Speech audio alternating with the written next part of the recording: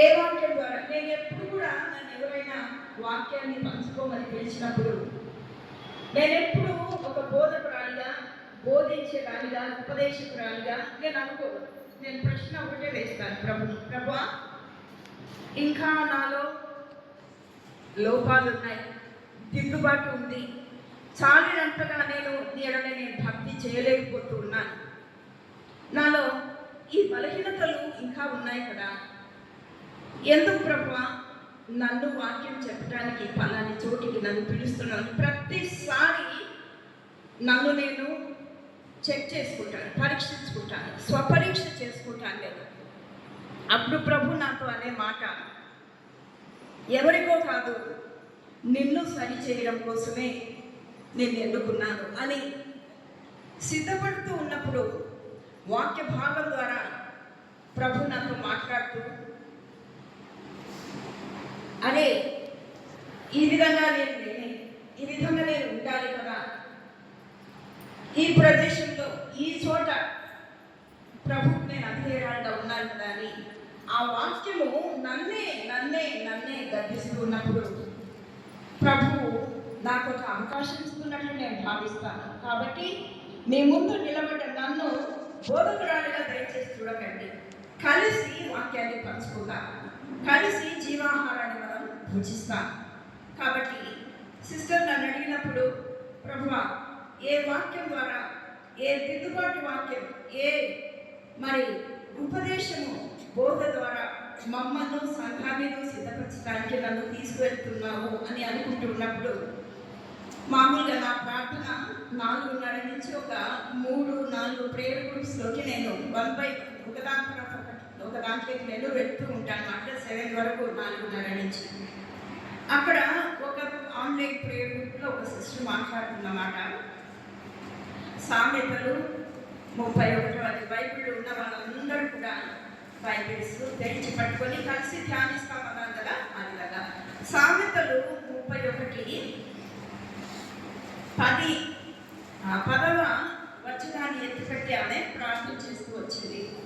అప్పుడు ప్రభు ఈ వాక్యాన్ని నువ్వు ఈ మందిరాన్ని తీసుకొని వెళ్ళాలా అని ప్రభు నాతో మాట్లాడినాడు. అంతేకాదు తర్వాత కూడా అదే వాక్యాన్ని వేరే ప్రేయర్ గ్రూప్లో ఉన్నారు. తర్వాత నిన్న నేను మూడు సిస్టర్ ఒక వివాహానికి మరి వెళ్ళినప్పుడు అక్కడ కూడా ఇదే వాక్యాన్ని నేను అప్పుడు సిస్టర్తో అంటున్నాను, సిస్టర్ దేవుడు నాకు ఈ వాక్యము ఇచ్చి ఉన్నారు, దీన్నే రేపు సంఘంలో మాట్లాడమని మొన్నటి నుంచి నాతో మాట్లాడుతూ ఉన్నారు అని నేను సిస్టర్ గారితో కూడా నేను నిన్న పంచుకున్నాను నా అనుభవాన్ని.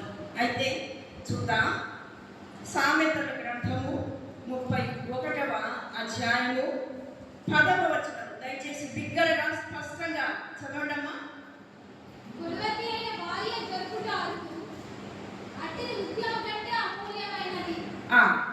దేవుడు మిమ్మల్ని దీవించుగాక. ఇక్కడ చూస్తే గుణవతి అయిన భార్య అనేది మన అంశం. గుణవతి అనేది మన అంశం. గుణము అంటే ఏంటమ్మా? గుణము అంటే చెప్తారు ఎవరైనా? గుణము అంటే జ్ఞానం కావచ్చు, లేకపోతే తెలివి కావచ్చు, ఒక మంచి లక్షణం కావచ్చు. ఆమె ఎటువంటిదంట? అరుదైనది. అరుదు అంటే ఏంటమ్మా? అరుదు అంటే చాలా తక్కువగా దొరుకుతుంది, తర్వాత ఖరీదు కూడా ఉంటుంది కదా. ఉదాహరణకు మనం ఏం చెప్పుకోవచ్చు? బంగారం, వెండి, వజ్రం, ఇవన్నీ చూస్తే మనకు ఎక్కడ పడితే అక్కడ మార్కెట్లో దొరుకుతాయా? కొన్ని చోట్లలోనే దొరుకుతాయి. తర్వాత ఖరీదు కూడా, దాని విలువ కూడా ఎక్కువ. అట్లా దాన్ని మనం ఏమంటాం? అరుదు అంటాం, చాలా తక్కువ. కాబట్టి గుణము ఉన్న వ్యక్తి దొరకడం అనేది చాలా కష్టం.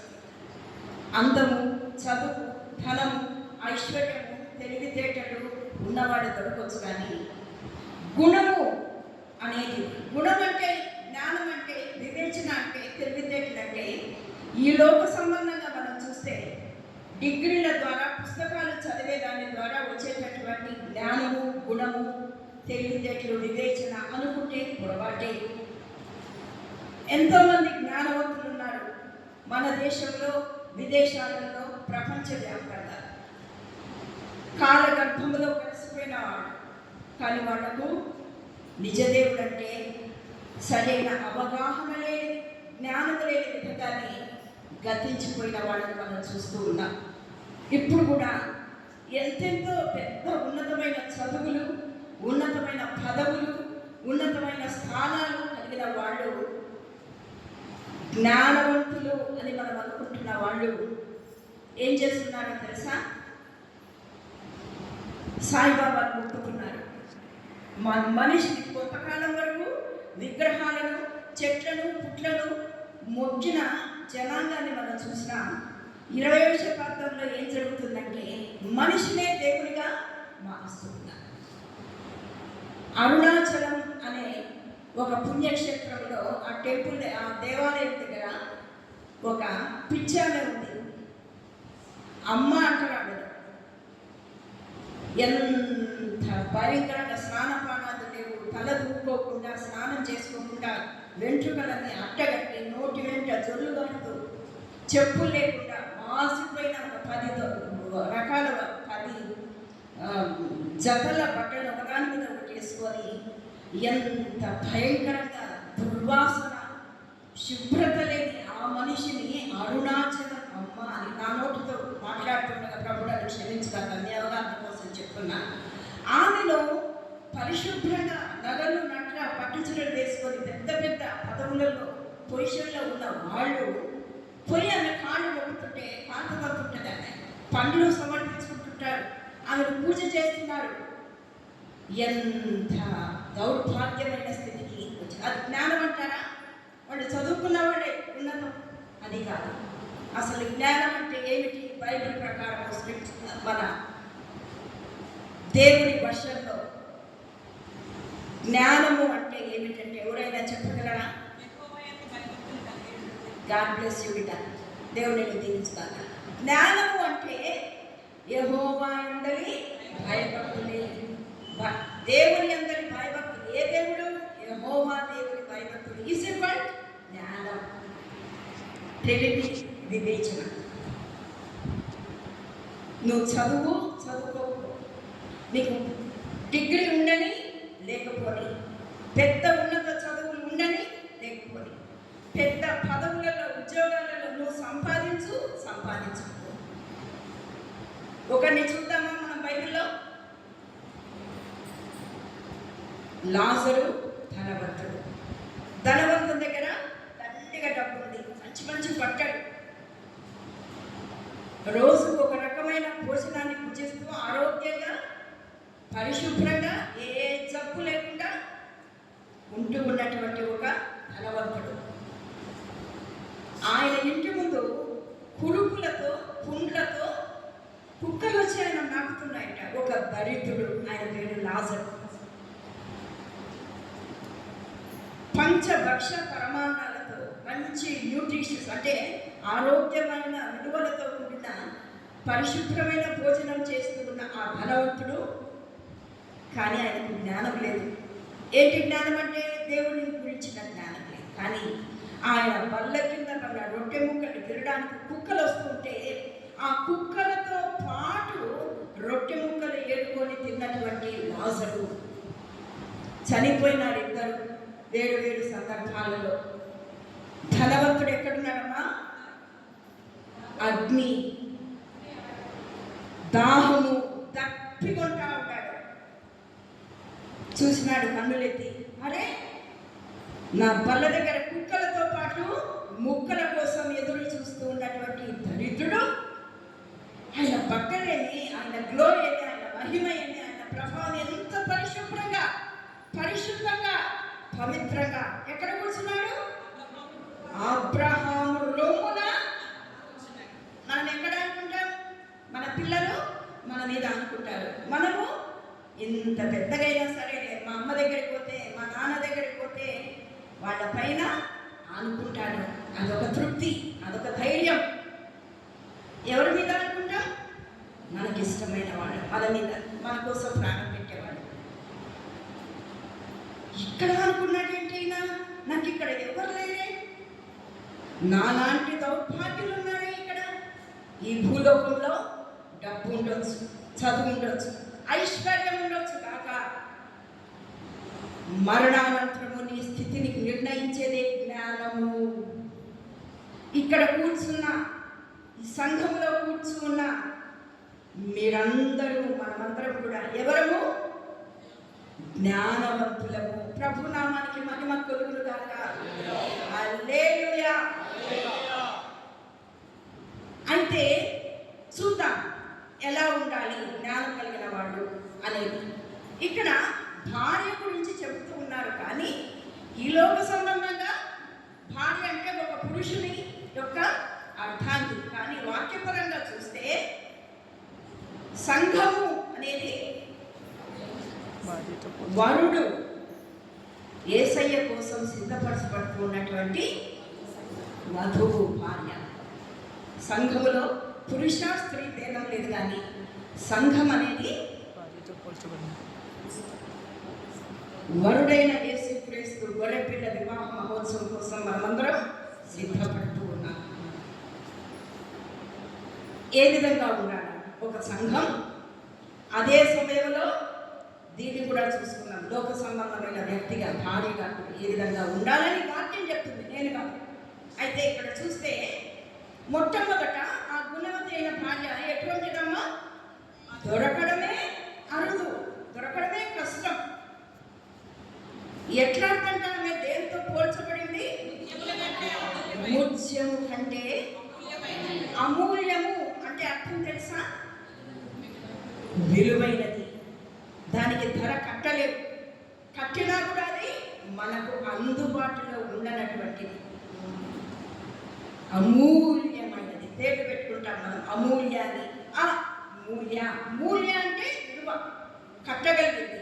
ఆ మూల్యమైనది అంటే దానికి సాధారణంగా వేళ కట్టలేము. ఒకవేళ కట్టినా అనుకో అది అందరికీ అందుబాటులో ఉండనటువంటి విలువైనది, వెరీ కాస్ట్లీ అని అన్నమాట. ఇప్పుడు అయింది కదా, ఎంత 1,00,000 దగ్గర 2 అవుతుంది బంగారం. సహజంగా మనం చూస్తే బంగారు, వెండి, ఇంకా ఎన్నెన్నో ఉన్నాయి విలువైనది. అవన్నీ సహజ సిద్ధంగా సృష్టి రీత్యా ఉన్నటువంటివి.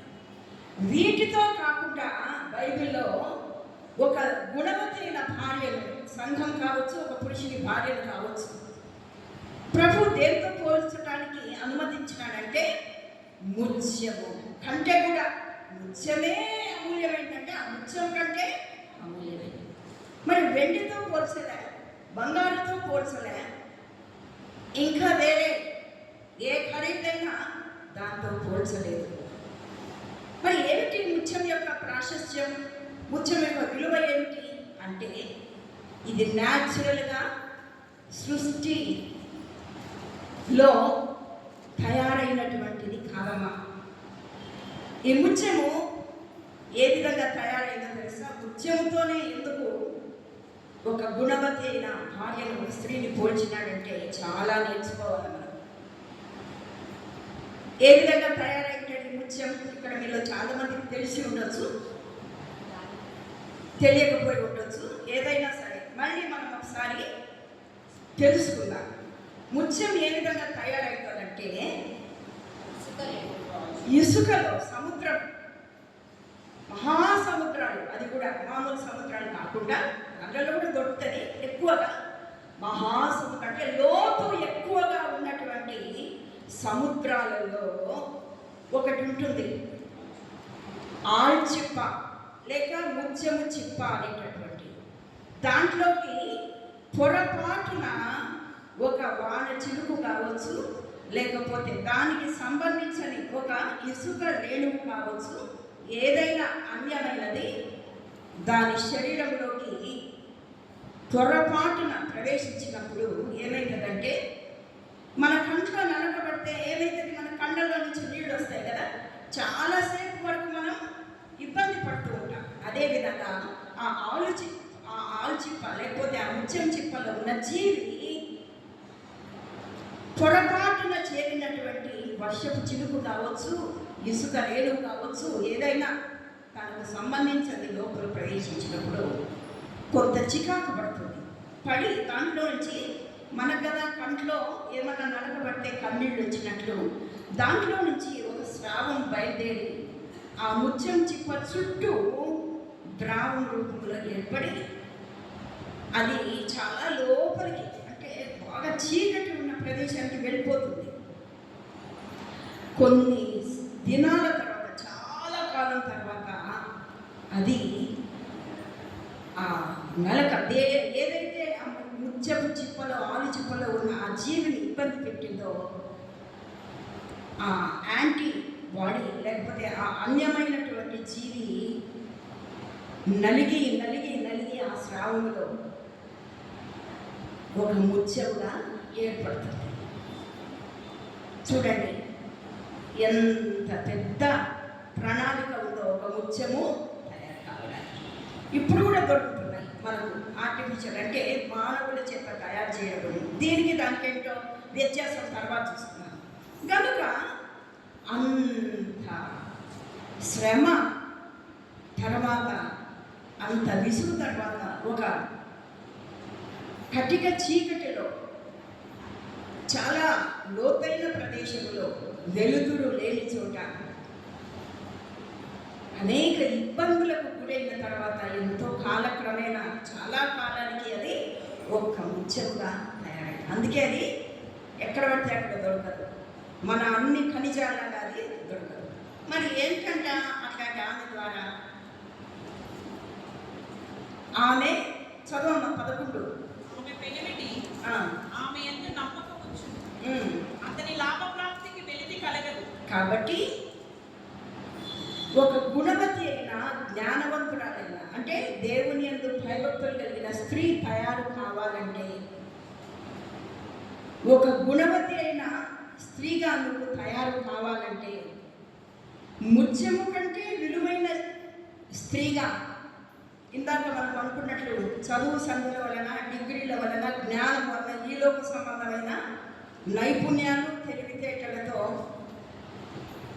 మనము గుణవంతురాలుగా జ్ఞానవంతురాలుగా తయారు కాము. ఎంతోమంది చదువుకున్న వాళ్ళు కూడా పెద్ద పెద్ద ఉన్నతమైన చదువులు చదివిన వాళ్ళుగా కూడా ప్రభు యొక్క జ్ఞానం లేక ఈలోక సంబంధమైన కుటుంబాలను పీకి పాకం చేసి ఇల్లు పీకి పందిరేసుకొని కుటుంబాలను నిలబెట్టుకోలేనటువంటి స్త్రీలు ప్లస్ పురుషులు కూడా ఎంతో మందిని చూస్తూ ఉన్నాం. సంఘాలు ఒక వధువుతో పోలిస్తే పెద్దలుగా అధికారులుగా చలామణి అవుతూ సంఘాన్ని చీల్చి చెండాడుతూ ఉన్నటువంటి ఆత్మల భారము కాకుండా అధికారకాంక్ష ధనాపేక్షతో సంఘం అనే వధువును నష్టం చేసేటటువంటి జ్ఞానము, చదువు చందలు, తెలివితేటలు, డబ్బున్న వాళ్ళు ఎంతోమంది. దాన్ని జ్ఞానం అంటారా? జ్ఞానం అంటే ఒకటే అమ్మ, బైబిల్ ప్రకారం దేవుని అందరి భయము, భక్తి. భయం ఒకటే కాదు, భక్తి. ఈడ భయం అంటే మళ్ళీ ఇంకొకటి చూసుకోవాలా. కొంతమందికి అన్ని అంటే భయమే, చీకటం అంటే భయమే, పరీక్షలు వస్తే భయమే. స్టూడెంట్స్కి అయితే భయము వేరే, పిరికితనం వేరే. దేవుని బిడ్డలారా, సంఘమా జ్ఞాపకం చేసుకున్నారు. పరీక్షలంటే భయము, ఏదైనా పని చేయాలంటే భయము. అట్లాంటి వాళ్ళని గురించి ప్రకటన గ్రంథంలో ఒక చోటు ఉంది అమ్మా. అస్సలు గడప అవతలనే నిలబడుకోవాలి. పిరికివారు, కుక్కలు, మాంత్రికులు, వ్యభిచారులు, ఒక లిస్ట్ ఉంది దాంట్లో. కుక్కలంటే కుక్కలు ఎందుకు పోతాయి పరలోక రాజ్యానికి అని మీకు డౌట్ రావచ్చు.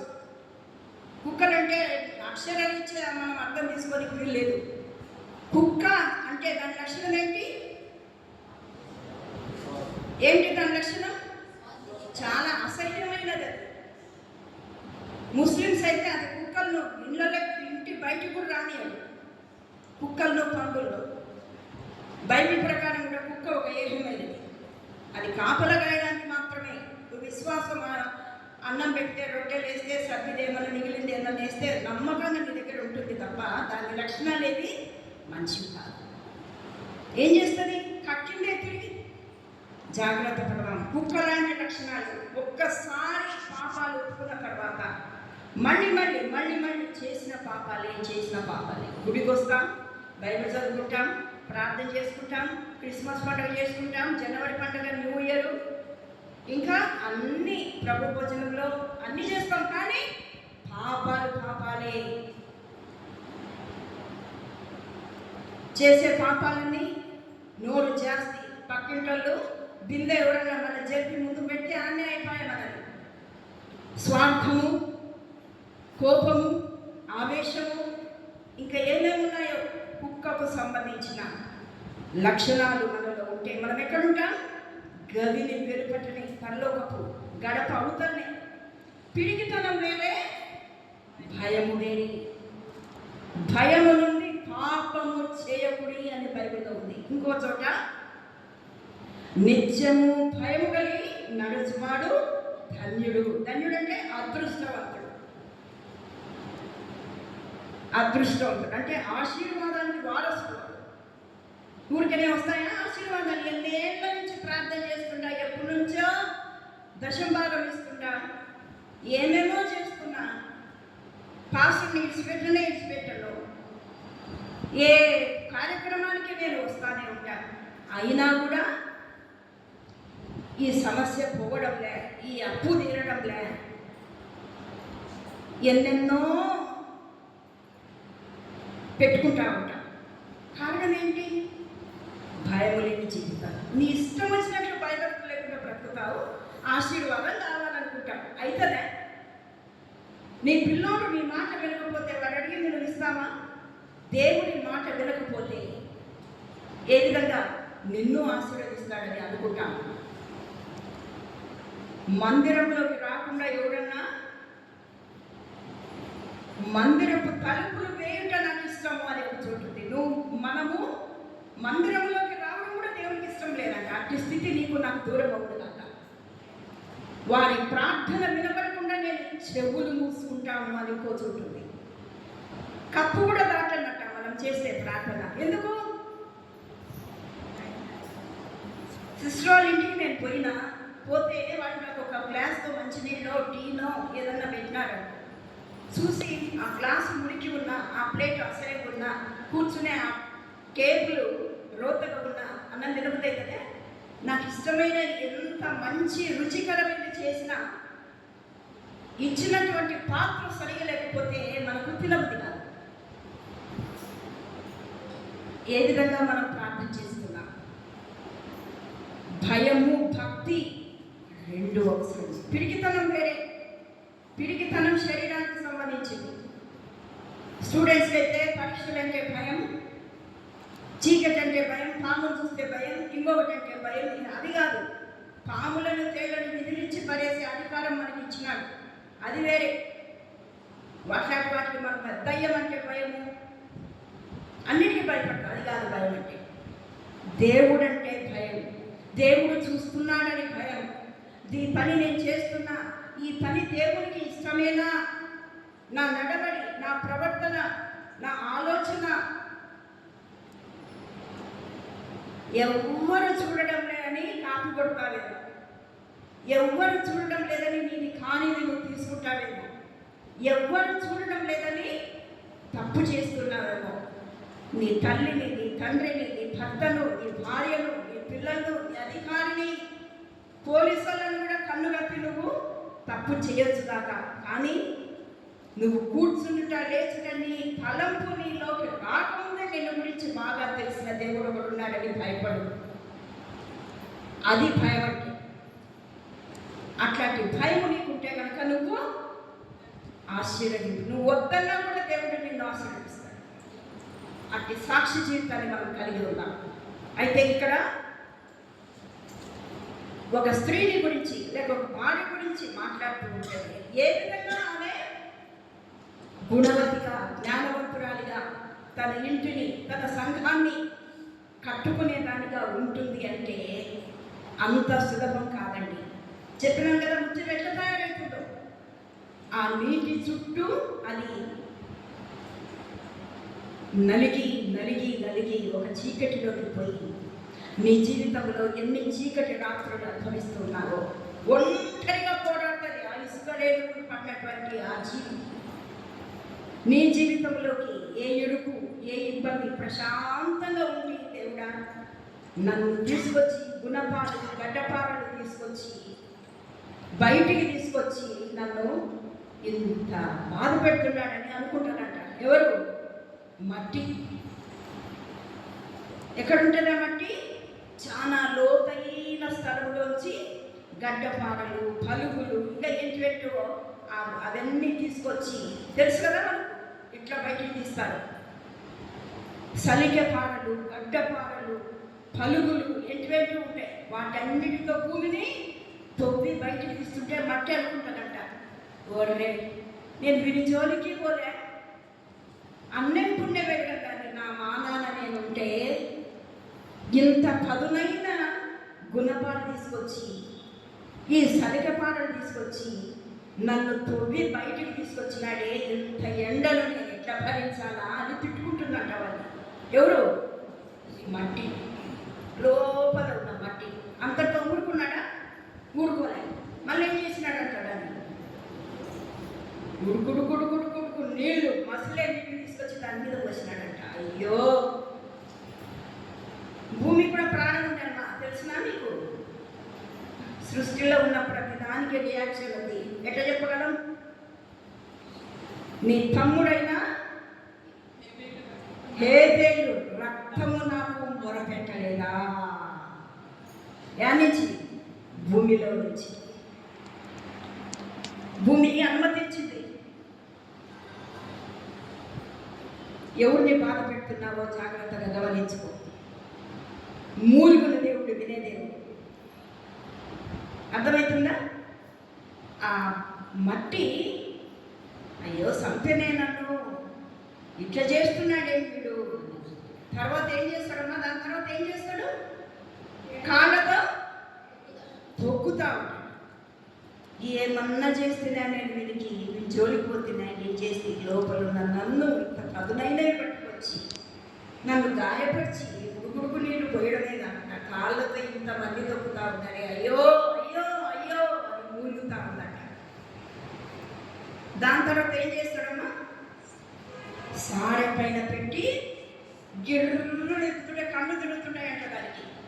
అబ్బా కళ్ళు తిరుగుతున్నాయి, ఎవరు వింటారు నా స్వరము? నా బాధ ఎవరికి తెలుస్తుంది? నా కన్నీళ్ళు, నా మూలుగు, నా నిట్టూర్పు, నా ఘోష ఎవరైనా చూసేవాడు ఉన్నారా?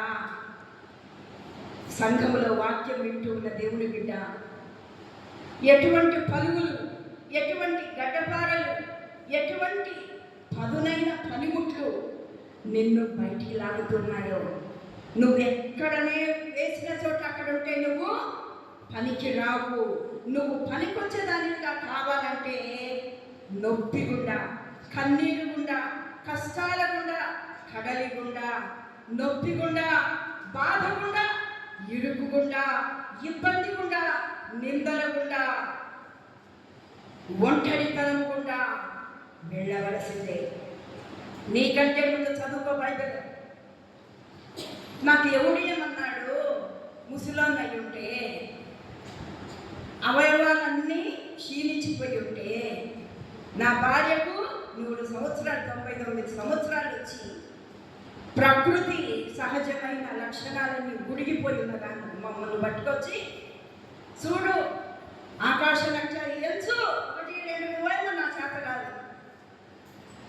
మా సముద్రం కాడిపా వచ్చిన ఏంటి ఎంచు వయసుగా పోయమ్మా 1-2 పోయమ్మా జారిపోతుంది నా చేత కదా. నీ సంతానములు ఇసుక రేణువుల వలె, నీ సంతానములు ఆకాశ లెక్కింప శక్యంగా నవ్వుతుంది శారమ్మ గుడారములో నుంచి. అమ్మ ఒక్క పిల్లని కదా నీకు సార్లు అదే 99 ఏళ్ళు వచ్చింటే నక్షత్రాలంట ఇసుకంట పోయి చెప్తాను. నీ భార్య అయిన శారా నవ్వనేలా జాగ్రత్త. ఎవ్వరు చూడడం లేదని నవ్వుకుంటున్నావేమో, ఎవ్వరు చూడడం లేదని తెర వెనుక వేషాలు వేస్తున్నావేమో. జాగ్రత్త. చూచే కన్ను వాడిని, వినే చెవి. నీ భార్య అయిన శారా, అమ్మా నేనైనా నవ్విన దేవా, ఊరికే నన్ను నింద వేస్తావు, నువ్వు వచ్చినావని ఏంటెందో చేస్తావు నేను నీ కోసం. నేను నవ్వలే, నువ్వు నవ్వితేవే. Don't bluff. అబద్ధాలు చెప్పకండి. వెక్కిరింపబడు దేవుడు. ఇక్కడికి వచ్చి కూర్చున్నంత మాత్రాన ఆశీర్వాదాలు రావు. నేను వాక్యం చెప్పినంత మాత్రాన నాకు దీవెనలు రావు. దేవుని కన్ను కప్పవద్దు, యథార్థం కలిగి ఉండాలి. ఊరికనే వస్తామా? గుణవతి గుణం ఊరికనే రాకండి. మన దేశంలో బుద్ధుడు అనేట ఆయన ఉన్నాడు కదా, ఆయనకు కూడా బుద్ధి వచ్చిందట. ఒక చెట్టు కింద కూర్చోంటే ఆయన కూడా జ్ఞానం వచ్చిందట. తెలుసుకొని ఏం చేసినాడు? ఈ వైభవం, ఈ డబ్బు, ఈ హోదా ఇదంతా వ్యర్థం. దేశాలు పట్టుకొని పోయినాడు. అట్లని పొమ్మని చెప్పడంలో నేను మళ్ళీ అట్లా చేసేది కదా, అది లోక సంబంధమైన జ్ఞానం. వాళ్ళందరూ పొందాలని పొరిగాడో లేదు, మనం పొరింటే మనకు సంతోషమే. లోకములో ఉన్న ఏది కూడా నీకు సంతోషం ఇయ్యదు, దేవుని సన్నిధిలోనే ఉంది. అప్పుడు ఏం చేసింది ఆ మట్టి? కళ్ళు తిరుగుతా ఉన్నాయి నాకు, అయ్యో అయ్యో.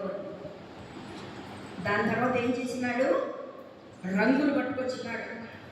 రంగులు పట్టుకొచ్చి దానికి అంతా, ఈ రంగులు ఇంత వాసన, ఇంత కంపు, నాకు తల తిప్పుతా ఉంది, వాంతికి వస్తూ ఉంది, అయ్యో అయ్యో కుమిలిపోతా ఉంది. ఎవరు? మట్టి. రంగులు వేసినాక ఏం చేస్తాడు? బాగా ఎండాకాలంలో మే ఏప్రిల్లో తీసుకుపోయి మల మల మల మల మాడే ఎండలు పెడితే కింద కాలుతుంది, పైన కాలుతుంది. అబ్బా ఇట్లాంటి ఎండలో నన్ను రంగులు పూస్తే వాసన కళ్ళు తిరుగుతుంటాయి. తీసుకొచ్చి ఎండలు పెట్టినాడు. అయ్యో అయ్యో అయ్యో, ఎంత బాధ, ఎంత కళ్ళు తిరగడం, ఎంత భరిస్తుందో ఆ మట్టి. అంత అయిపోయిన తర్వాత దాన్ని తీసుకుపోయి ఎక్కడ పెట్టినాడు? మార్కెట్లో, సంతలో పెడితే దుమ్మంతా నా మీదనే కొట్టుకుంటా ఉంది. అందరూ నా మీద చేతులు వేసి చూస్తూ ఉంటారు. నాకు నొప్పి అవుతా ఉంది. చుట్టూ తిప్పి చూస్తాడు, కింద పెట్టి చూస్తాడు, తల కింద పెట్టి అయ్యో దేవా, ఏమన్నా మన ఊరికే ఉండడానికి గురెచ్చి కూర్చుంటేనే అనుకుందంట. ఒక రాజు వచ్చినాడంట, ఒక ధనవంతుడు వచ్చినాడంట. వచ్చి ఈ మట్టి కుండ ఎంత అని అడిగితే, ఇప్పుడు మట్టి కుండ నాది, మట్టి కుండ నాది కాదు, అందమైన రంగురంగుల ఖరీదైన వస్తువు, ఎన్ని వేలైతుంది. మహారాజా అంటే సేవకులు వస్తే కొనుక్కున్న తర్వాత ఎక్కడికి పోయిందమ్మా అది? అంతవరకు కుమ్మరి చేతిలో ఉన్నటువంటి పనికి మాలిన భూగర్భంలో ఉన్నటువంటి వ్యర్థమైన ఆ మట్టి కొన్ని వేలు విలువ చేసే రాజు చేతిలోకి వెళ్ళిందంట. దాన్ని ఎట్లా పట్టుకున్నాడు రాజు? ఒరే భద్రం, ఏమన్నా క్రాక్స్ వచ్చినా, దానికి ఏమన్నా పగుళ్ళు వచ్చినా నీ ఈపు వలగొడతా అని దాన్ని పట్టు వస్త్రములో భద్రంగా తీసుకుపోయి, ఇదేంటి నన్ను ఇంత మెత్తటి గుడ్డలు పెట్టినారు, ఇది ఇంత మంచి వాసన తలతల మెరుస్తుంది, ఇది పట్టు ఖరీదైన వస్త్రంలో. అంతకుముందు ఎక్కడున్నది? కుమ్మరి వాని కాళ్ళ కింద నలిగింది, తొక్కబడింది. ఇంటికి తీసుకుపోయినాడు. ఎక్కడ పెట్టారు దాన్ని? ఎత్తైన స్థలంలో, ఒక అద్దాల బీరువాలో, ఒక అద్దాల కేసులో, ఎవ్వరు చూడని స్థలములో అందరూ ఎక్కి కూర్చుంది ఆ మట్టి. ఇంటికి వచ్చినారు అందరూ. అబ్బా రాజా, అబ్బా సార్, ఏముంది సార్ అది? ఎక్కడ ఉన్నావు సార్? ఫలానా చోట. నాకు కూడా కావాలి సార్. ఓ ఇది ఇన్ని వేలు, ఇన్ని లక్షలు. అంతనా అయితే నేను కూడా లేదులే, వెళ్ళిపోయినా. అరుదైనది ముత్యం ఏడున్నది? అసలేంటి ముత్యం యొక్క స్థితి? ఇసుక, ఒక చిన్న వాన చిలుకు, ఏందో ఒక చెత్త. ఎక్కడ పోయింది? ఆలు చిప్పలోకి, ముత్యపు చిప్పలోకి. ఎన్ని సంవత్సరాలైంది ముత్యంగా కానీకి? ఓ ఎంతో కాలం. ఎక్కడుంది? మగ్గింది. ఎక్కడ? చీకట్లో. ఎక్కడ? ఆ జీవిలో నుంచి వచ్చిన మలినంలో వాసన పడుతుంది. దాంట్లో నుంచి స్రవించిన స్రావం, మురికిలో నుంచి, ఆ దుర్గంధమైన వాసనలో నుంచి చీకట్లోకి వెళ్ళిపోతుందంట. ఆ చిప్ప చికాకు పడుతూ లోపలికి వెళ్ళిపోయి ఆ అంధకారంలో, గాలి వెలుతురు లేని ప్రదేశంలో బయటకు వచ్చిన తర్వాత లక్షల విలువ చేసే ముత్యముగా తయారైంది. నీ జీవితం ఎట్లుంది? కొట్టబడిన వేళ నా గాయం కట్టినాడే,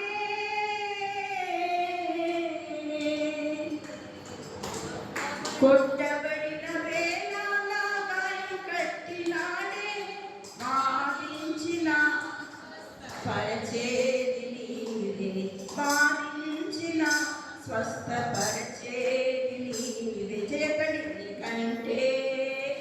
నీకంటే నమ్మదగిన దేవుడెవరయ్యా? నీవంటే నాకు ఏ భయం లేదయ్యా. అదే ఆ స్థితికి ఎప్పుడు వస్తావు? నువ్వు నలపబడాలా, నువ్వు పొక్కబడాలా, నువ్వు లోపలికి సముద్రగాధంలోకి వెళ్ళాలా. నీ చుట్టూ ఒక దుర్వాసన కలిగిన స్రవము, దాంట్లో మునిగి నువ్వు తేలాలా. ఈ తిట్లు, ఈ అవమానాలు, ఈ నిందలు, ఈ కన్నీరు, ఈ అప్పులు, ఈ అనారోగ్యాలు, ఈ అపనిందలు ఎంతవరకు? నువ్వు ముత్యముగా, నువ్వు గుణవతిగా, నువ్వు జ్ఞానము కలిగిన దానిగా ఓ సంఘమా మారు వరకు. వెండిని తీసుకున్నాడంట, బంగారు తీసుకున్నాడంట కంసలి. అది వరకు అదేమిటి? మట్టి ముద్ద తీసుకొచ్చి ఏం చేసినాడు? ఒక నీలి రంగు అగ్ని. స్టవ్లో గ్యాస్ స్టవ్లో అయిపోయింది అనుకో, ఎట్లాంటి రంగు వస్తుంది? ఎర్ర రంగు వస్తుంది. ఎర్ర రంగు వస్తే ఏమైనట్టు? గ్యాస్ అయిపోతుందంట. నీలి రంగు వస్తే ఏమైనట్టు? చాలా హై డిగ్రీ దగ్గర మంట మండుతున్నట్టు. ఇప్పుడు లేవులేండి. పూర్వకాలము బంగారు ఆభరణాలను శుద్ధి చేయడానికి బంగారం కడిగిపోతే, కంసలైన కడిగిపోతే ఏం చేస్తాడు? మామూలుగా భూమిలో నుంచి ఆ ఖనిజాలు బయటికి తీస్తే సర్ఫేస్ రుద్దితే పోతుందా? నీళ్ళలో నానబెట్టి గుర్తితే పోతుందా? పోదు. ఎక్కడికి తీసుకోవాలా?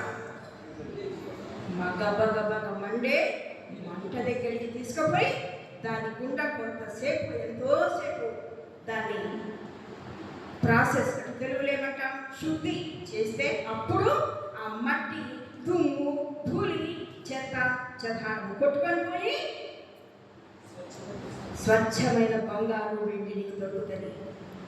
శుద్ధి చేయబడాలంటే, ఉపయోగపడాలంటే, విలువని స్థితికి మార్చాలి. వెళ్ళలేని నిన్ను నన్ను విలువ కలిగిన దానిగా మారాలంటే మనకేం అవసరం? శ్రమనందక ముందు నేను దారి విడిచి తిరిగి తిని, శ్రమ నొందిన తర్వాత నా దినములేని నేను మెల్లగా నడుచుకుంటుని. ఎట్లా నడిచిండు? ఉరికిపోయిందంట. అన్నలేంది చూసి ఆశీర్వాదాల కోసం. వాళ్ళమ్మ కూడా జాగ్రత్త, అట్లాంటి తల్లులు ఉంటే కనుక నీకు మొదట శిక్ష వస్తుంది. ఏమ్రా ఖండించుకొని ఊరికి వచ్చినావా, 4 తన్ని రాక అని నేర్పించే తల్లులు ఎంతమందో. జాగ్రత్త. దేవుడికి మనం ఉత్తరవాదులుగా ఉంటాం. రాహేలకు అట్టనే చేసింది. రానా తొందరగా, వాడు ఎన్న పోయినాడు ఏట మాంసం కోసం, నీ నాయన ఆశీర్వదించడానికి వంట చేసుకున్నాడు. వాడు రాకముందే నిన్ను పంపిస్తాను. అమ్మ అన్నకు రోమాలు ఉంటాయి, నేను నున్నటి శరీరం కలిగిన ఆరా నీ కథలారా. గొర్రెలు కోసి గొర్రె బొచ్చంత చేతుల కాలు పొట్ట కూడా ఇచ్చి పంపిందాయమ్మ. అయ్యో నా కుమారుడా, ఇంత తొందరగా నీకు మళ్ళీ దేవుడి మీద అబద్ధాలు. దేవుడు తొలగించిండు నాయన. మనం కూడా దేవుడితో అబద్ధాలు ఆడతాం, దేవుడితో వ్యాపారం చేస్తాం. దేవుడితో వ్యాపారం చేయొద్దు. మా నాయన దగ్గరికి వచ్చి ఒక ఆయన వచ్చిండే, మాకు తెలిసిన ఆయన, అన్న పైన గది ఖాళీగా ఉంటే బుక్కులు నాకు కొనుక్కొని బుక్కులు పెడతామన్నా, ఆ పక్కన స్థలం ఖాళీ ఉంది, కొట్టాలేసి చిన్న చిన్న పిల్లలను అడుక్కునేటట్టు వాళ్ళ పిల్లలు తీసుకొచ్చి ఆడ పెడతామన్నా, నాకు ఫోటోలు తీసి అమెరికా పంపిస్తే డబ్బులన్నా. మా నాన్న చాలా నీతిమంతుడు. ఆ మాట చెప్పనికి నేను గర్విస్తున్నాను. నీతిమంతుడు జ్ఞాపకం చేసుకుంటే మంచిదని బైబిల్ చెప్తాను. అట్లాంటి తల్లిదండ్రులు మనకు అందరికీ ఉన్నారు కనుకనే మనం నిలబడుతున్నాం, లేకుంటే అట్లు. మా నాన్న అన్నాడు, దేవుడి పేరు చెప్పి నేను వ్యాపారం చేయాలన్నాను.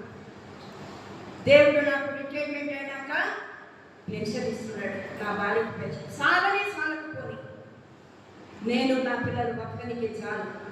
దేవుడి పేరు చెప్పి బుక్ రూములు, దేవుడి పేరు చెప్పి అరగదండి దయచేసి. తిన్నంతనే మనకు శరీరానికి పట్టి, ఎక్కువ తింటే నిన్న సిస్టర్ నాకు రకరకాల మంచి భోజనం పెట్టినారు. పెళ్లి భోజనం తెలియదు, ఊరికి ఆశ పెట్టించుకున్నా కానీ ఒక్క మెతుకు తినలేదు. ఎందుకంటే కడుపు నిండా మంచి భోజనం, ఇంకా అంతకు మించిన భోజనం పెట్టినప్పుడు అరగదు. ఒకవేళ ఆశ కొద్ది తిన్నామనుకో వాంతులు బేదులు అయితే డాక్టర్ కాడికి పోయి ఉన్న డబ్బులన్నీ కూర్చుకోపోతాయి. జాగ్రత్త, మనకు ఉన్నదానిలో తృప్తి కలిగి ఉందాం. ఏం చేసినాడు యాకోబు?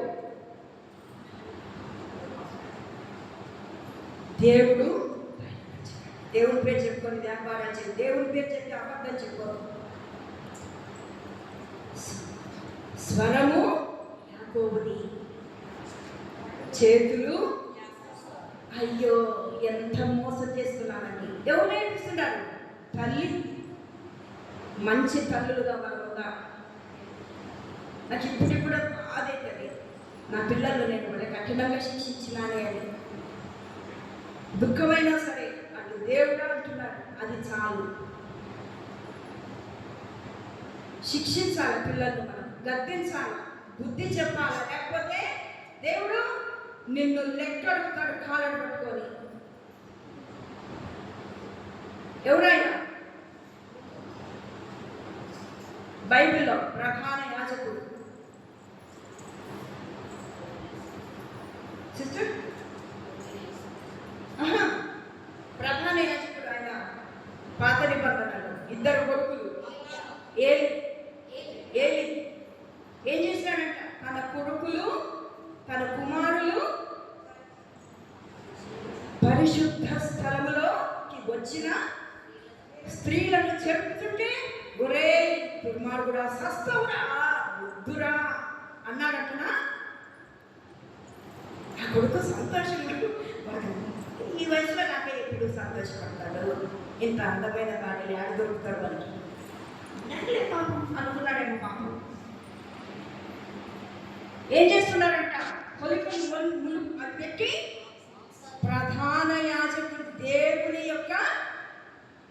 దేవుని భాగాన్ని, దేవుని దశమ భాగాన్ని, ఆ కొలుకులు అవి గరిటెలు ముళ్ళు పెట్టి తీసుకొని తింటున్నాడంట. అయ్యో ఒరే దుర్మార్గుడా, తప్పురా చెయ్యొద్దురా పని అన్నాడా?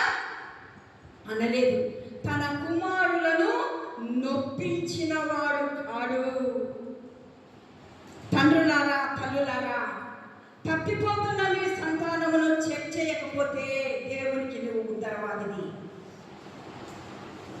తప్పు చేసేటోని తప్పు కాదంట, తప్పు చేస్తున్న వారిని చెక్ చేయకపోతే, కరెక్ట్ చేయకపోతే అంతకు మించి నువ్వు దోషివి. ఏమైనారు వాళ్ళు? ఒకరి తర్వాత ఒకరు. ఆయనకేమన్నా దిగులుందంటనా? ఏలికి క్రింది వచనాలలో చూస్తే ఏముంది? ఎక్కడన్నా పోయిలే దేవుడా, నన్ను మాత్రం సక్కదు అంటే పాపంతో సచ్చివాడు ఎక్కడన్నా పోనిగా, నన్ను భాషిస్తే చాలు. ఎట్లాంటి తల్లిరోజుడు, ఎట్లాంటి తల్లిరోజుడండి. ఎటువంటి తల్లివిగా తండ్రివిగా గుణవతి అయిన జ్ఞానము కలిగిన సంఘమా కలిగి ఉన్నావా? ఏలి జీవితం ప్రభు మన దృష్టి ముందు, యాకోబు జీవితం జ్ఞానము కలిగి ఉండాలి. ఇవన్నీ జ్ఞానం కలిగిన పనుల ఎంత మోసం చేసినాడో మోసంతోనే మోసగింపబడ్డాడు. ముళ్ళుతోనే తీయాలని దేవుడు బాగా తెలుసు. జాగ్రత్త, తమాష చేయొద్దండి. నువ్వు గుడికన్నారా, దయ్యము బల్లలోనన్నా పాల్పొందుతుంది, దేవుని బల్లలోనన్నా. రెండు కావాలంటే కుదరవండి. అది గుణము కాదు, అది జ్ఞానము కాదు, అది తెలివి కాదు. ఏం చేసినాడు యాకోబు? ఉరికి చేసినప్పుడు దేవుడు ఏం చేసినాడు? పెనుయేలు దగ్గర పట్టుకున్నాడు. కాళ్ళను పట్టుకొని అందరు పోయినాడు. అన్న ఎదుర్కొంటున్నాడని భయపడి 2 గుంపులు చేసినాడంట. దీన్ని ఏమంటారండి?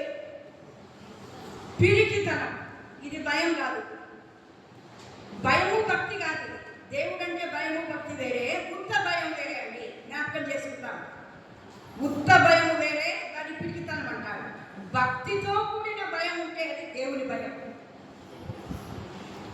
ఏం చేసినాడు యాకోబు? పెనుగు ఈయన కూడా మోసం చేద్దాం అనుకున్నాడు. పాపం వాళ్ళ నాయనని మోసం చేసింది కాక పశువులతో కూడా మోసం చేసినాడు. చిన్నాడు చెల్లిసాలు అనేటివి వేసి చూడండి తండ్రి మెడలు వచ్చి చూపించి మచ్చలు పొడలున్నదన్నాడు. కనిపించడు. అదే తెలివిమంతుడు. మనం అనుకుంటా అలా చేసినాలే, నేను జ్ఞానముతో, నా తెలివితో, నా జ్ఞానముతో బాగా సంపాదించుకున్నా. ఉంటుందే అది. నిన్ను మించినాడు నీ మామ. వాని బ్లడ్డే కదా, లాభాను బ్లడ్డే కదా నీకు కూడా. ఆ నుంచి వచ్చిందే ఈ కోసం. అందమైన రాహేలును ప్రేమిస్తే జబ్బు కలిగిన దేవుడు ఇచ్చినాడు. నువ్వేం కోరుకుంటున్నావో జాగ్రత్త. నీ కళ్ళు ఏం కోరుకుంటున్నావో జాగ్రత్త. నీ మనసు దేని మీద ఆశపడుతుందో జాగ్రత్త. దేవుడి సన్నిధి అంటే తమాష కాదు. క్రైస్తవుని అంటే తమాష కాదు. మెడలు ఉంచుతాడు దేవుడు, చెవు పిండుతాడు, ఏడగొట్టాడు ఆడగొడతాడు. ఏడగొట్టినాడు యాకోబును. తోడగుట్టి తుంటి నరాలు ఎడగొట్టే దేవుడు ఆయన. అంతవరకు రాణించుకోదు వాళ్ళు. నాకు కూడా చాలా ఇరిగినాయిలే. అన్నీ ఇరగొట్టుకొని ఇరగొట్టాలి దినం. తల మొదలుకొని అరికాల వరకు ఇరగని అవయవం లేదు, నొప్పి లేని అవయవం లేదు. కానీ దేవుడు నన్ను ఊళ్ళు తిప్పుతున్నాడు, మందిరాలు ఎందుకో? గుణపడడానికి, జ్ఞానము నేర్చుకోనికి, తెలివి భయభక్తులు నేర్చుకోనికి. అప్పుడు పట్టుకున్నాడు. ఎవరు లేరు కదా. కొన్నిసార్లు నిన్ను ఒంటరిగా చేస్తాడు. ముచ్చం ఏమైందమ్మా? ఒంటరిగా ఇసుక కంట్లో పడి, వాన చినుకు ఆడపడి, అది విసిగిస్తూ ఉంటే శరీరంలో నుంచి ఒక స్రావం బయలుదేరి నొప్పిస్తూ ఉంటే లోపలికి పోయి తనకలాడి విలువ తెచ్చుకున్నది. నువ్వు కూడా దేవుడికి ఇష్టమైన కానీ కనుక నీ కష్టాల పాలు చేస్తున్నాడు. గుర్తుపెట్టుకో. నువ్వు కష్టపడుతున్నావు అంటే అర్థమైందమ్మా, నువ్వు దేవునికి ఇష్టమైన దానివి. హల్లెలూయా. లోకం ఏమంటది? మా కొడుక ఎంత కష్టం వచ్చేనే నీకు, ఇన్ని కష్టాలా? మాకు ఒక గ్రూప్ ఉంది సిస్టర్, మాకు ప్రేయర్ గ్రూప్స్ ఉన్నాయి మాకు. దానిలో ప్రార్థన చేసేటోళ్ళందరూ ఎట్లా ఏడుస్తారంటే, ఏడుపు కాదది, కుమిలిపోవడం కాదది, గుండె కోత, దారుణమైన బాధలు. వాళ్ళందరూ ఒక ఆమె ఉంది డాక్టర్ అనిత అని, అమెరికా నుంచి. ఆమెకి అమెరికాలో డాక్టర్ అంటే సామాన్యమమ్మా. ఎంత తెలివి ఉండాలా, ఎంత జ్ఞానం ఉండాలా, ఎంత డబ్బులు వస్తాయి అవి పోతే డాక్టర్లకు. నేను అనుకుంటా, ఈ డాక్టర్ మాకేమొచ్చిందమ్మా, ఇంత ఎట్లా ఏడుస్తుందంటే ఏడుపు. ఆమె డబ్బులకు సంతోషం ఇచ్చినాయా? అమెరికా పోతే ఆ హోదా ఆమెకు సంతోషం ఇచ్చిందే. కానీ ఆ కన్నీరు ఆమెను గుణవతి చేస్తున్నాయి. ఎంత దుఃఖం అంటే, అందమైనది అనిత ఆమె పేరు. చాలా మంచి రంగు, మంచి ఎత్తు, మంచి అందము, గైనకాలజిస్టు అంటే కాన్పులు చేసే డాక్టర్. అమెరికాలో లక్షల డబ్బు ఆమెకు. ఎక్కడి నుంచి వచ్చింది కన్నీరు? ముత్యము ఆమెను చేయడం దేవుడికి ఇష్టమైంది. మట్టి పిల్లలో ఉండే బంగారు వెండిని విలువైన ఆభరణాలను అగ్ని పరీక్ష గుండా తీసుకొని పోతే కర్రగడ్డి కొయ్యకాలైనను అగ్నియే తెలుపును వెండి బంగారము విలువలైనను అగ్నియే తెలుపును అప్పుడే కనుగొందు. కర్ర గడ్డి కొయ్యకాలు. ఏం చేస్తాం? కర్రను తీసుకొచ్చినాం అనుకో, కొయ్యకాలు నీకు బాగా తెలుసు. కోత అయిపోయిన తర్వాత దాన్ని అంతా వేస్టేజ్ ఉన్న కొయ్యకాలు ఉంటాయి కదమ్మా, దాన్ని తీసుకొచ్చి మంట పెడితే నిమిషాల మీద కాలి బుక్ అయిపోతుంది. ఉత్తుత దానికి భయపడి ఆత్మహత్య చేసుకోవడం, సమస్యలకు భయపడి పారిపోవడం. పాస్టర్స్ కొడుకులు ఆత్మహత్య చేసుకుంటున్నారు. డబ్బున్నవాడు, హోదా ఉన్నవాడు. కారణం ఏమిటి? ప్రభువులో లేకపోవడం. గట్టితనము, గట్టి గింజ, పరాక్రమము కలిగిన బలాఢ్యుడా. పరాక్రమం కలిగి ఉండాలా దేవుని బిడ్డలం. వీరులము, శూరులము, ధీరలముగా గుండుకెదురుగా గుండె నిలబెట్టాలా. పౌరుషం కలిగి, రోషం కలిగి బతకాలా. 4 అంతస్తుల మీద నుంచి దుంకడం కాదు, రైలు కింద సావడం కాదు. తిక్కోలైపోయిన వాళ్ళు కొంతమంది, డిప్రెషన్, పిచ్చితనము. అయ్యయ్యో, ఎక్కడి నుంచి వచ్చింది ఇదంతా? సహవాసము లేక, పరీక్షలకు భయపడి. యాకోబు భయపడ్డాడా? మనుష్యులతోనూ దేవునితోనూ పోరాడి గెలిచిన ఆయన పేరేంటో తెలిసిన? మగరిసిరి కలిగిన మనగాడు. ఎవరంటున్నారు? దేవుడు. అబ్బా, మగసిరి కలిగిన యాకోబు వలె. సంఘమా, పోరాటం నేర్చుకో. వీరుడిగా తయారుగా. భయపడేది ఎవరు? లోకం, మనంగా. అప్పుడేం చేసినాడు? రా, నిలబడినావు కదా, ఒక్కడే అందరు పోయినారు కదా, రా నీ కథ చెప్తా, ఇప్పుడు కూర్చో. అయ్యా, నేను వద్దు, నిన్ను నేను విడువను. లేదు, తెల్లవారితే నేను ఇక్కడ ఉండకూడదు, నేను వెళ్ళిపోవాలా. ఎక్కడికి? పరలోకానికి వెళ్ళిపోవాలా. నువ్వెంత గట్టానువో సున్నికే. లేదు, నీవు నన్ను ఆశీర్వదించే వరకు నేను నిన్ను విడువను. అప్పుడు అన్నాడు యాకోబు. ఏమన్నాడు? శ్రమ నొందక ముందు నేను త్రోవ విడిచి తిరిగినాను, శ్రమ నొందిన తర్వాత నేను నా దినముల యందు వెళ్ళగాను. ఇప్పుడుందే ఉడకనికి ఎడగొట్టినాడు. తొడగూటి కుంటి. నేను కుంటోనైనా పర్వాలే కానీ గుణము తెచ్చుకున్నాను, బుద్ధి తెచ్చుకున్నాను. ప్రభు నిన్ను కొన్నిసార్లు కొట్టడానికి, విరగడానికి, పగలడానికి అనుమతించినప్పుడు దుఃఖపడద్దు. నువ్వు పెరగాలంటే విరగాల. నువ్వు పెరగాలంటే, పెరగడం అంటే ఎత్తుగా పెరగడమా? ఆత్మీయంగా పెరగాలంటే శరీరకంగా నువ్వు హల్లెలూయా. గుణము, వివేకము, వివేచన పుస్తకాలు చదివితే వచ్చేవి కాబట్టి, డిగ్రీ చదివితే వచ్చేవి కాబట్టి గుణపడడం నేర్చుకుంటా. ఆ విధంగా కంసలో దగ్గరికి తీసుకుపోతే వృద్ధి మళ్ళీ పెడతాడట. ఏడా? వేడి మీద. ఏంది ఆయన కాసేపు పెట్టి తిరిగి ముఖం చూసుకుంటే ఆ వెండి గిన్నె పైన, ఆ బంగారు ఆభరణం పైన ఆ కంసలోని ముఖము ముక్కెట్టుంది, కళ్ళెట్టుండయి, ఆయన ఆకారం ఎట్టుంది, అరగబడుతుందంట. ఆ అగ్నిలో పరీక్షింపబడి శుద్ధి చేయబడిన ఆ పళ్ళెములో చూసుకుంటే కంసలి వాడి ముఖము తేటగా కనపడుతుందంట. ప్రభువు నిన్ను చూచినప్పుడు ఆ స్వరూపము నీకు కనబడు వరకు నిన్ను పరిశోధనలకు ఒక ముత్యము వలె, కఠినమైన పరిస్థితులకు, అగ్ని పరీక్షలకు ఆహుతి కావాల్సిందే. అంధకారంలో నువ్వు నలగాల్సిందే. నిన్ను నష్టం చేయడానికి కాదు బిడ్డ. ఏ పరిస్థితి నిన్ను కష్టపెడుతుందో, ఏ కన్నీటిలో గుండా నువ్వు వెళ్తున్నావో, ఆ శరీర సంబంధమైన బలహీనత నిన్ను దుఃఖపెడుతుందో,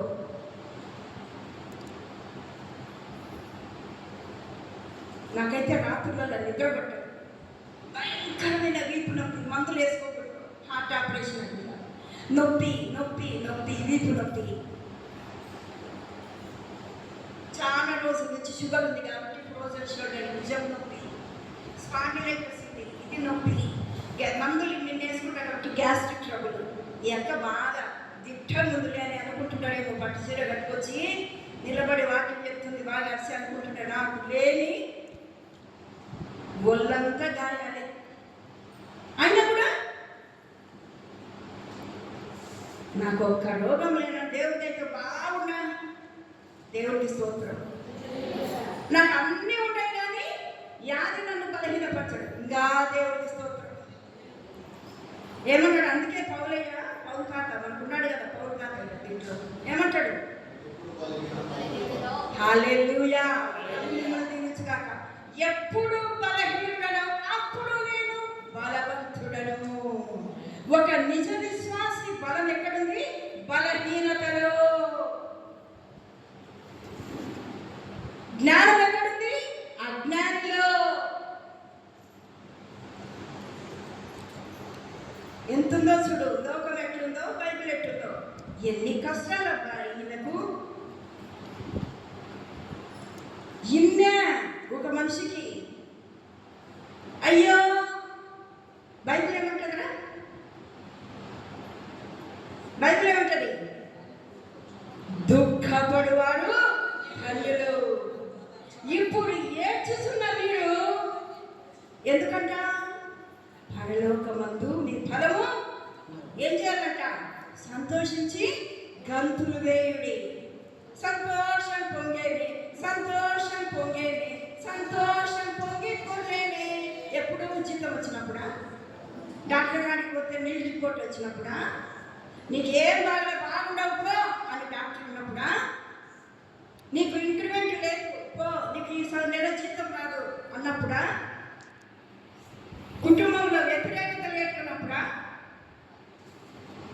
అప్పుడు నువ్వు ఎగరాల, గంతులేయాల. ఓయమ్మ, నాకు ఒక ఫ్రెండ్ ఉంది, ఆమె పేరు డాక్టర్ క్యాన్లిన్. ఓయమ్మ, 3 ఉన్నాయి డాక్టరేట్లు ఆమెకు. అన్నీ ఉన్నా కూడా గవర్నమెంట్ సిస్టర్ జాబ్ వస్తే ఆమె కొన్ని కారణాల వల్ల ఉద్యోగం విడిచిపెట్టి వచ్చి నాలాగా ప్రైవేట్ కాలేజీలో చేస్తుంది. ఏంటి క్యాన్లిన్ ఇప్పటికంతా నువ్వు ప్రమోషన్ వచ్చి బాగుంది అంటే, ఇప్పట్లాగా నేను దేవుడిలో ఉండకపోతే అవన్నీ ఉండింటే.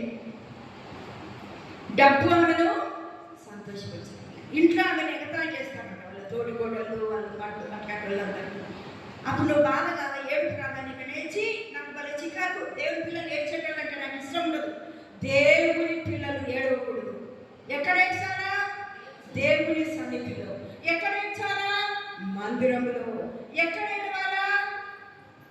దేవుని పిల్లలతో ప్రార్థన దగ్గర. ఏడబట్ట ఏడ్చి వేగంగా బాగుపడు.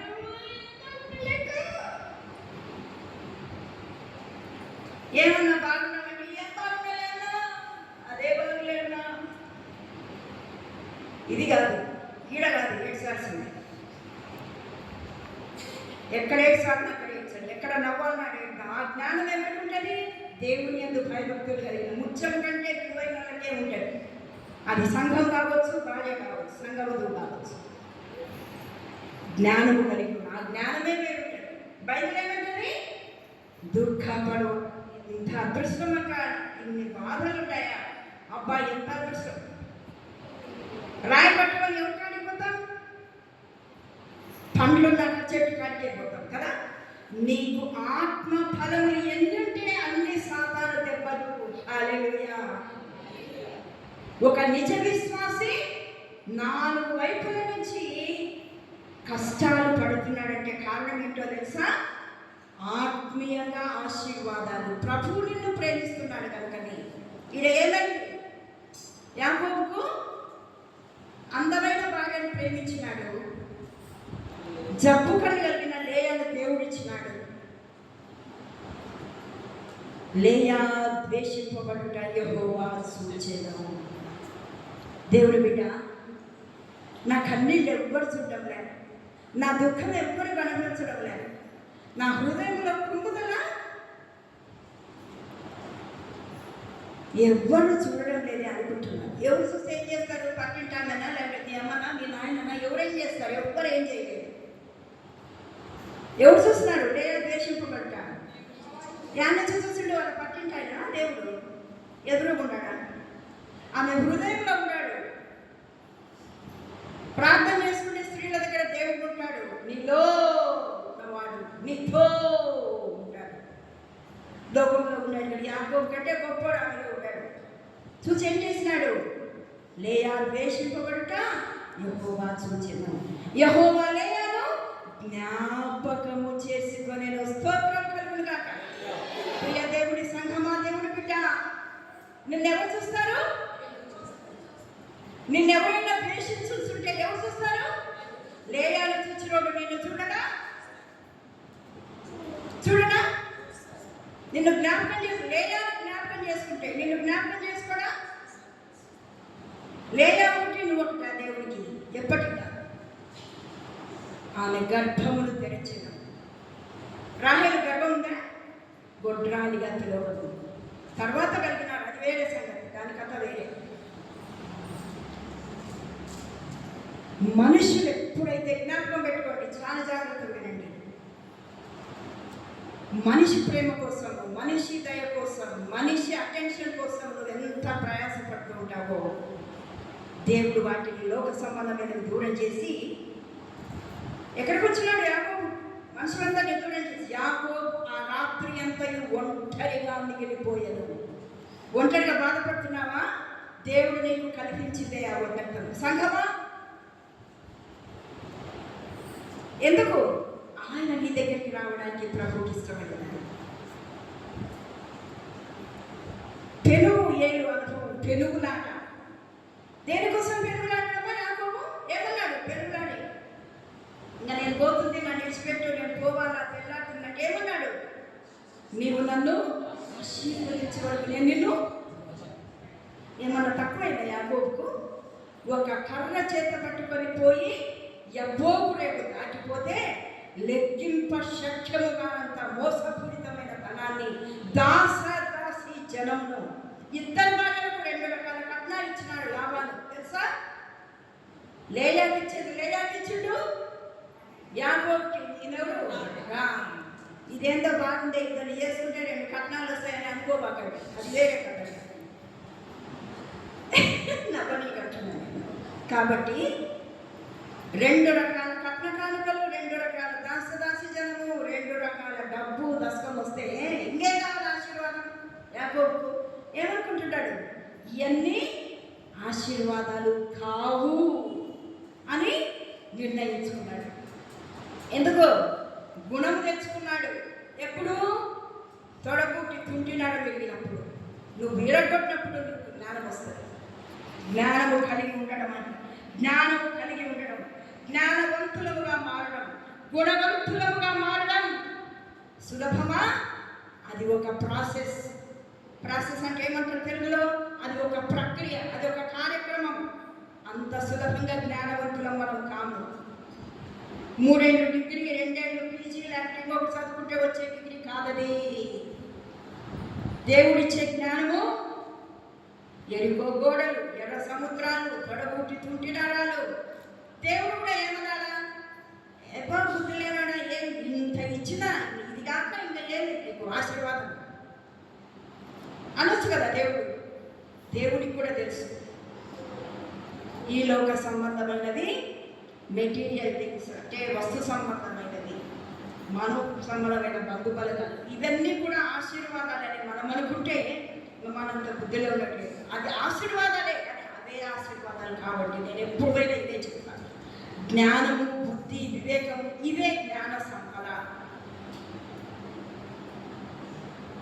మరి ఏంటి జ్ఞానం అంటే? ఏంటి ఆశీర్వాదం అంటే అని తెలుసుకున్నాడు యాకోబు. ఏమని అడిగినాడు? నా సంతానమును ఇమ్మీడియట్గా. అయితే నువ్వెవరివో చెప్పు, నీ పేరు చెప్తేనే నేను ఆశీర్వదిస్తాను. దేవుడికి తెలియదు యాకోబు పేరు, కడుపులో ఉన్నప్పుడే తెలుసు యాకోబు పేరు. పేరు పెట్టకముందే మనల్ని తెలుసుకున్నాడు. ఎవరు ఏమవుతారో అన్నీ తెలుసు వాడికి. దేవుడికి యాకోబు పేరు తెలియదు, తెలుసా తెలియదా? మరి ఎందుకు అడుగుతున్నాడు? కాళ్ళను పట్టుకొని ముక్కు చెవులు పిండి చెప్పు, పేరు చెప్పు. యాకోబు. కింద ఫుట్ ప్రింట్లో చూస్తే ఏమన్నది? యాకోబు అంటే మోసగాడు, అంతేనా? అబద్ధికుడు, అంతేనా? వ్యభిచారి, అంతేనా? వేషం వేసుకున్నాడు కదా, గొడవ పిచ్చి తగిలించి లేని అవలక్షణం లేని యాకోబు కదా. ఇంకా వద్దు. ఇప్పుడు నీ తొడపుట్టి తుంటినారని ఎందుకు ఎగినాను అనుకుంటున్నానో తెలిసిన? నీకు గుణం నేర్పనికి, నీకు తెలివి ఎనికి, నీకు జ్ఞానం ఎనికి. ఏంటా జ్ఞానము? ఇది కాదు తెలివితేటలంటే. చిన్నాడు జింగిసాలేసి గొడవ పొట్టలను సంపని తెలివి ఎంతుందో ఇది కాదు తెలివి. అబద్ధం చెప్పి యాకోబు ఇప్పుడే దేవుడే పోతేనే దేవుడు నాకు చూపించాడు గొడవను. గొంతు మార్చి వేషం మార్చి అన్ని చేస్తే తెలివితేటలు అనుకొని, మరి ఏంటి తెలివి అంటే? యెహోవా యందు భయభక్తులు అనుకున్నాడు. అనుకొని ఏం చేసినాడు? నా పిల్లలను ఏమని ఆశీర్వదించాలా? ఇమ్మీడియట్గా ఈనాడు ఎసరేంటి సింహాసనాలు? 12 జనాంగాలు నీ గర్భములో నుంచి వచ్చినవి. రాహేలమ్మకు లేయమ్మకు పుట్టిన 12 మంది ఎక్కడుంటారు? పరలోక రాజ్యములో నా సింహాసనముతో సమానముగా నీవు నీ సంతానము, ప్రభువు నీకు కూడా నీ బిడ్డలకు కూడా సమాన సింహాసనం ఇచ్చినాడండి. వాళ్ళకే కాదు, ఎప్పుడు నువ్వు గుణము తెచ్చుకున్నప్పుడు, ఎప్పుడు నువ్వు జ్ఞానవంతురాలుగా మారినప్పుడు. ఏమిటా జ్ఞానము? యెహోవా యందు భయభక్తులు నేర్చుకున్నప్పుడు. ఎప్పుడు నేర్చుకుంటావు? ఈ ముత్యములాగా. ఇప్పుడు చెప్తా నేను, ముత్యాలు ఎట్లుంటాయో చూసినారా? నిజమైన ముత్యం చూసినారా? అసలు ముత్యం ఎప్పుడైనా చూసింటాడు? ఎట్లుంటుంది?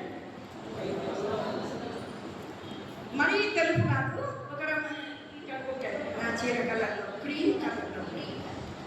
దాని ఆకారం ఎట్లుంటుంది?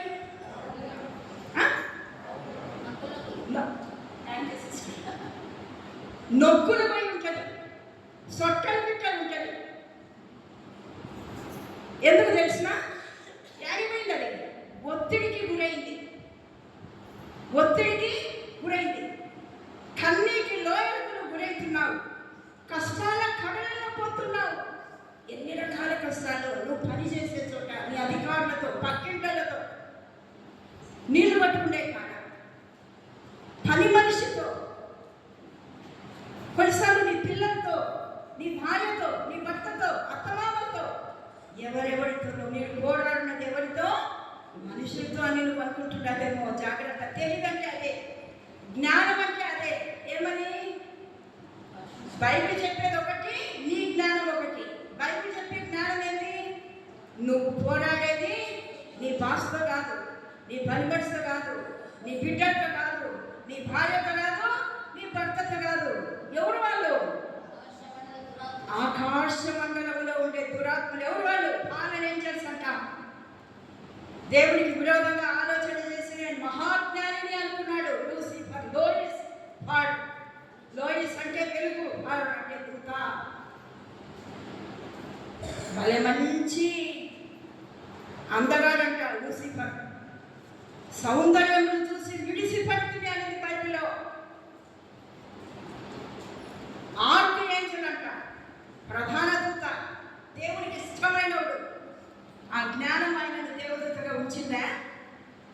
గర్వం, నన్ను మించినోడు లేడు, నేనా దానిగానే కాదు, నేనా చెటోడిగానే కాదు, నేను పై నుంచి ఊడిపోయినా. ఏమనుకుంటున్నావో చూడలేదా? ఇట్లా మాటలు అనేటోళ్ళు. గర్వం వలన ఏమైనాడు? పాతాళంలోనికి ఇప్పుడు కూడా వానికి పాతాళమే. ఎందుకు ఇంత దుష్టత్వాన్ని చూస్తూ ఉన్నాడు, ఊరుకున్నాడు దేవుడు? ఈ అన్యాయాన్ని చూస్తూ ఎందుకు ఊరుకుంటున్నాడు? ఇంకా దయ ఎవరి మీద? నీ మీద. ఆ లూసిఫర్ మీద కూడా దయనే దేవునికి. ఇంకనన్నా ఎంత దీర్ఘశాంతమో చూడు.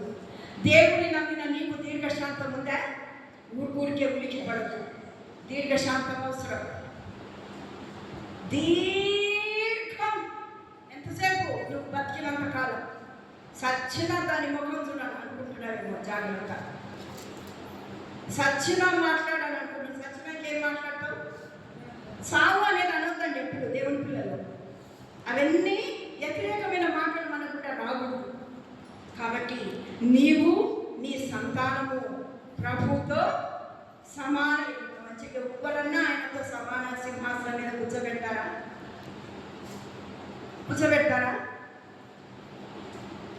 గవర్నరు ప్రధానమంత్రి వచ్చి, ఓ మా జోసిన్ రాయిలో కూర్చోండి, ఎన్ని సెల్ఫీలు తీసుకుంటామో, ఎన్ని స్టేటస్లు పెట్టుకుంటామో, మళ్ళీ వాడు చచ్చిపోయేటోడే.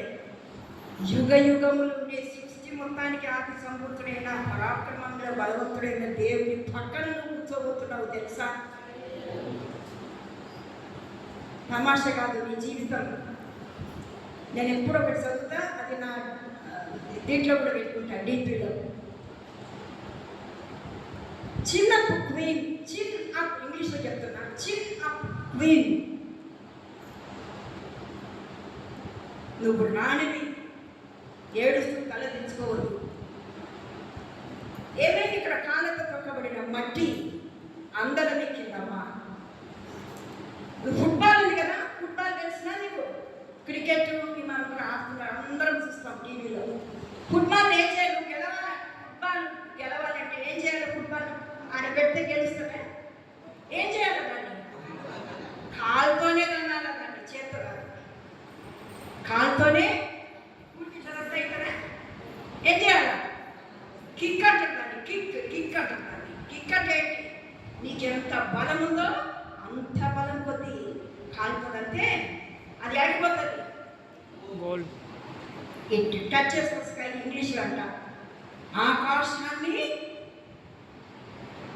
తాకాలంటే కాలుతో బలంగా తగ్గాలి.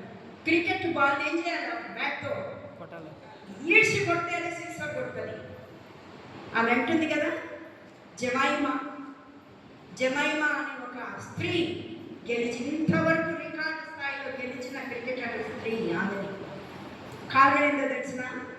క్రికెట్ గ్రౌండ్ లేకపోతేనే బ్యాట్ పట్టుకొని మోకరించి జీసస్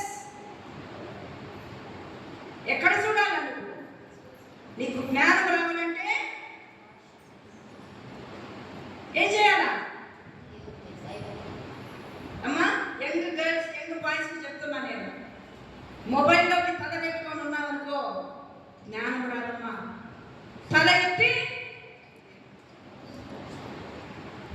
ఎత్తినోడు ఎవడు దేవుడిని చూసినవుడు ఓడిపోలే. ఏం చేసినాడు అబ్రహం తాత? ఏం చేసినాడు?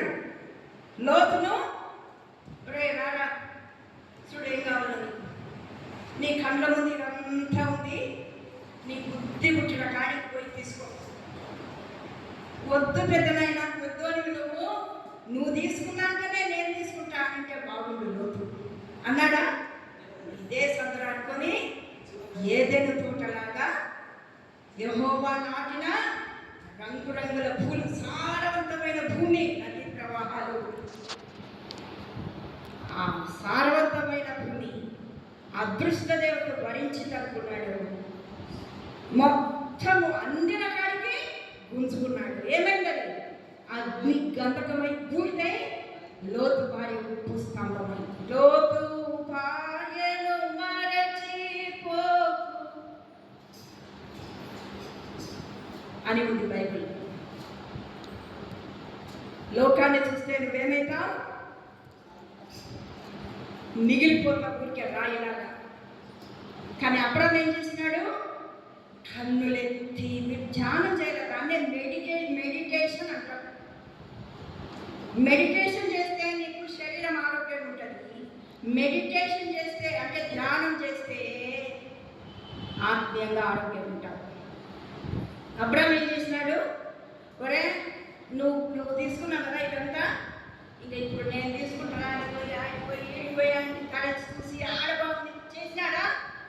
ఆకాశము వైపు కనులెత్తి చూసినప్పుడు ఎందుకు నిలబడ్డావు? పో ఏమన్నాడు? అడుగు పెట్టు, ప్రతి స్థలం నీకు ఇస్తాను. నువ్వు కోరుకుంటే బూడిద మిగులుతుంది. దేవుడు నిన్ను నువ్వు దేవుని కోరుకొని దేవుడు నిన్ను కోరుకుంటే అందిందంతా నీదే. అబ్రాహాంకి ఇచ్చిండు లేదానికి, మళ్ళీ మాకేమి ఇచ్చిండు? ఏమి ఇచ్చినాడు నీకు? అడుగు పెట్టినంత మేరకు నీకు ఇచ్చినాడు. ఏందో తెలుసా? పరలోకము నా దేశము పరదేశిందేనిలా మాయలోకమేగా నేను యాత్రికురాలు. మన దేశం కాదు. మన ఇంటికి మనం పోతాం రేపు పొద్దున. ఏమిస్తాడు అక్కడ? అంత నీదే. ఎన్నేళ్ళు? యుగ యుగాలు, అంతం లేదు దానికి. పరలోకపు పొడుగు వెడల్పు సత్సౌకము. అంటే సత్సౌకం అంటే ఏంటి? మామూలుగా ఒక ఇల్లు ఒక బిల్డింగ్ కట్టినారంటే కొలతలు వేరుంటాయి. ఏం వేరుంటాయి? పొడుగు ఒక కొలత ఉంటుంది, వెడల్పు ఒక కొలత ఉంటుంది. అప్పుడే ఒక బిల్డింగ్ ఏర్పాటైంది. అంతేగాని పొడవు వెడల్పు సమానంగా ఎక్కడ ఉండదు. పరలోకంలో పొడుగు ఎంతుందో వెడల్పు అంటే లాజరు లాంటి దరిద్రునికి ఏమిస్తాడో ధనవంతునికి కూడా ఇయ్యాడట. ఏం నేర్చుకోవాలా? భయము, భక్తి. ఎవరంటే దేవుని పట్ల భయము. ఉత్త భయం అంటే ఏంటి? శాతకాంతరం. ఉత్త భయం అంటే ఏంటి? పిరికితనం. ఉత్త భయం అంటే ఏంటి? అక్కడకు రాదు, నువ్వు పరలోకం బయట ఉంటావు. భక్తితో, దేవుని పట్ల భక్తితో కూడిన భయం ఎప్పుడు ఉంటుందో ధర్మశాస్త్రం నీ హృదయంలో రాసుకుంటావు. గుణవంతుడవుతావు, గుణవతుడవుతావు. జ్ఞానము, వివేకము, తెలివి నీ సొంతమవుతాయి. కాబట్టి ముత్యం ఎట్లా తయారైందో మనం నేర్చుకున్నాం. విలువైన ముత్యం, విలువైన బంగారు, వెండి, విలువ లేని ఇసుక విలువైన ముత్యం కాదు. ఇప్పుడు కూడా చేస్తున్నారు ముత్యాలను. అవి ఎట్లుంటాయో తెలిసిన? గుండ్రంగా ఉంటుంది, పాలిష్ చేయబడి ఉంటుంది, ఎక్కడ నొక్కులు ఉండవు. అయితే అది రెండు ఒకటే రకంగా ఉంటాయి, కానీ దీని విలువ వేరే. నొక్కులు సొట్టపై ఉండేది విలువ కలిగింది. నీ జీవితంలో ఉండే ఎత్తైన కొండలు, లోతైన లోయలు, కష్టాలు, కన్నీళ్లు, అగసాట్లు, ఈ నొక్కులుంటేనే నీకు విలువ. ఈ నొక్కులుంటేనే నీకు మూల్యం. నొక్కులు లేని జీవితాన్ని కోరుకోవద్దు. ఈ మనుషులు చేసిన ముత్యాలు కూడా ఉంటాయి, నున్న ఉంటాయి, తెల్ల ఉంటాయి, గుండ్రగా ఉంటాయి. అది దెబ్బ తగలేదు కదా. నిజమైన ముత్యం అంటే ఒత్తిడి, మూల్యం కలిగిన విలువ కలిగిన ముత్యం అంటే కన్నీళ్ళు, నిందలు, ఒట్టడితనం, అపహాస్యం. దీని గుండా నువ్వు వెళ్తూ ఉంటే నువ్వు విలువైన వాడవే. సంఘమా, నువ్వు విలువైన దానివే. దీన్ని జ్ఞాపకం పెట్టుకుందాం. జ్ఞానము కలిగి ఉందాం, విలువ కలిగిన వాడుగా ఉందాం. ప్రభు రాకడలో ఎత్తబడే గుంపులో నీవు నేను ఉండాలంటే ఏం కావాలా? కష్టాలు, శ్రమలు, ఇరుకులు, ఇబ్బందులు. ఇంకొక ఎగ్జాంపుల్, మనము సెంటు పూసుకుంటాం కదా, పెళ్ళిళ్ళకు ఫంక్షన్స్కి పోతే పట్టిమంటాం. ఎట్లొస్తుంది అది? అందమైన పూలు చెట్టుకుంటే సాయంత్రానికి వాడి కింద పెట్టిపోయి కాళ్ళతో తొక్కబడతాం. అయితే తోటమాల ఏం చేస్తాడు? తుంచి సంపెగదరా మెడలు కోసగదరా అని అనుకుంటుంది. దాన్ని తీసుకుపోయి నలుపుతాడు, ఎండకు పెడతాడు. అప్పుడు ఏమవుతుంది? సెంట్ వస్తుంది. చాలా విలువ కలిగినది. నలపబడు అచ్చు తీయబడిన జటామాంసి నిత్యము వెలగాలంటే ప్రదీపము నిత్యము దేవుని సన్నిధిలో వెలుగుతుండాలంటే దంచి తీయబడిన అచ్చు జటామాంసి. ఒలీవ చెట్టు దంచబడాలి. దంచబడుతున్నావా? నిందింపబడుతున్నావా? వెలువెలబడుతూ ఉన్నావా? దూరం చేయబడుతూ ఉన్నావా? ద్వేషింపబడుతూ ఉన్నావా? హింసింపబడుతూ ఉన్నావా? హేళనకు గురవుతున్నావా? నువ్వెవరివి? విలువైన అమూల్యమైన ముత్యాలు గుర్తుపెట్టుకో. సంతోషించి గంతులు వేయి. నీకు పరలోక రాజ్యం ఉంది. ప్రభు వాక్యాన్ని నీకు చెప్తాను.